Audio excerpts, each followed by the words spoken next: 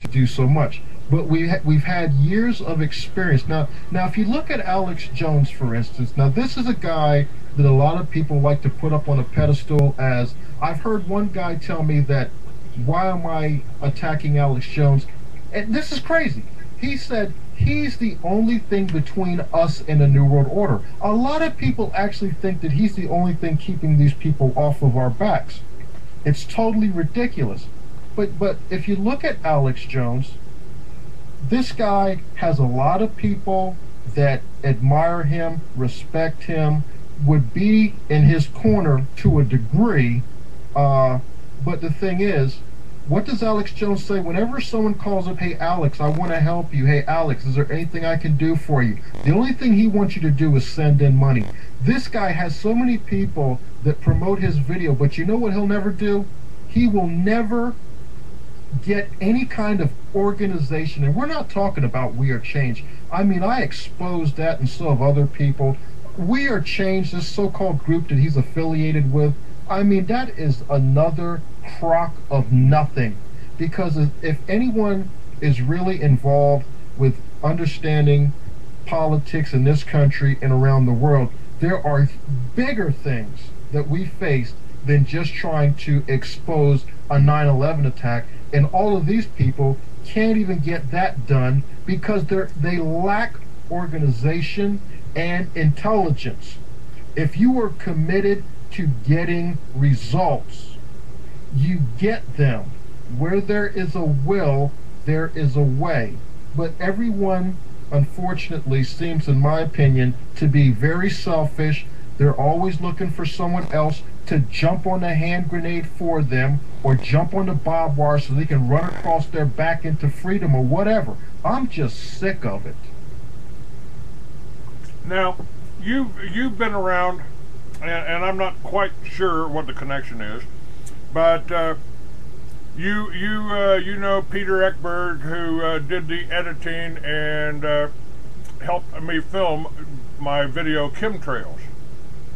Yes.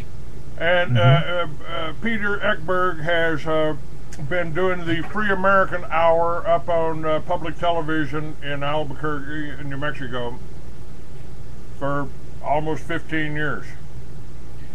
Yeah, I'm very familiar with Peter. I consider Peter a friend. I mean, I've never met him personally, but he's a very nice guy. He's trying to tell the people about what's going on. Unfortunately, he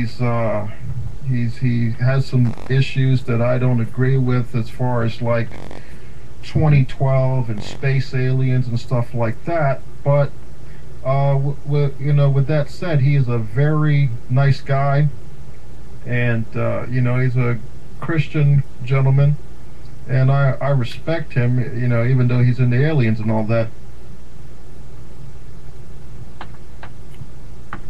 Well, yeah, you have to keep in mind, I had a father-in-law, Marine Colonel Loy Conrad, and he was the Marine Colonel that escorted the aliens from Roswell to Truman's office, where Truman locked him up in the basement of the Pentagon as EBE, extraterrestrial biological entity.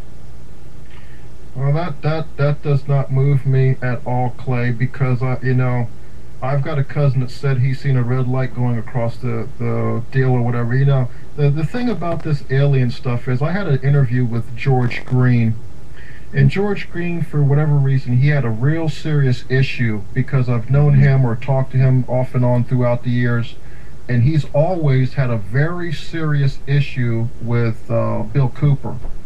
He's talked very negatively about Bill Cooper. He also has slandered Bill Cooper and basically spun the story of how he ended up getting killed. He actually goes around telling lies about how the whole issue went down. And I asked him on the interview, I said to him, he convinced me, first of all, if you study this George Green guy, I mean, he has so many stories that have changed throughout the years regarding his alien stuff. And the bottom line is, I said to him, I said, okay, So let me get this straight. The aliens are working with the government, and the government is giving this new technology that we so-called are able to use now. And first of all, you can't tack these people down, because he says that they're working with the government, and then he has to come up with different species of aliens. So supposedly there's different species here, but you can never get one of these aliens. You can never get one except for these videos of autopsies and stuff like this. I'm just not buying the whole thing. And even if and the people who promote alien agenda, if I really thought that I had seen an alien, by all means, I would be out here with a bullhorn. I'd be getting it through thick skulls that there are aliens. But none of them are pushing this agenda full bore, as if they totally, really agree that it's really happening. And so with this George Green guy, I said to him, I said, okay, so are the aliens working with the government to bring this world government enslavement? And of course, then it goes on that there's different species. There's the good species, there's the bad species. Aliens are all powerful, they can go through dimensions, but then you tell me, Clay, that they can lock them up in the basement. The thing just doesn't add up really good to me. And I'll always keep an open mind, but so far I've heard everything. That's one of the things, talking about Peter Ekberg, I said to him, I said, Peter, send me your best alien information. And you know what he sent me? With all due respect to Peter, I really like him. He's my friend. But he sent me a video of Mark Kernkey and some other gentleman, and they had these flies buzzing around them. And since they were shooting all around the camera, these were what were considered rods. I mean, because there's so many things. There's rods, there's this, there's that. I mean, this thing gets so deep. And at the end of the day, guess what? It's just a neutralizer.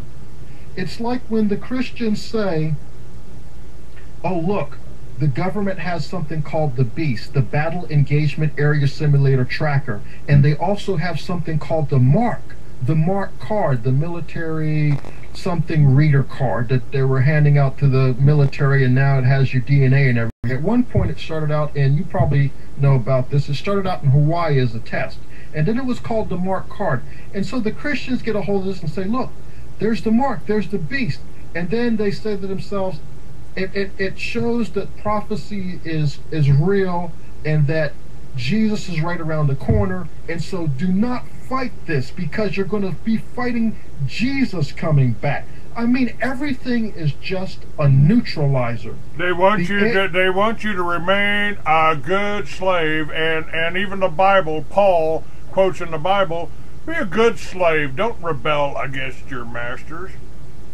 I think you're accurate on a certain now first, but on the other hand, the universes out there are infinite. I mean, they just keep going on forever and ever. If you point they pointed the Hubble telescope at what they thought was a bare spot, and they found a bunch of more galaxies like the Milky Way that we're in.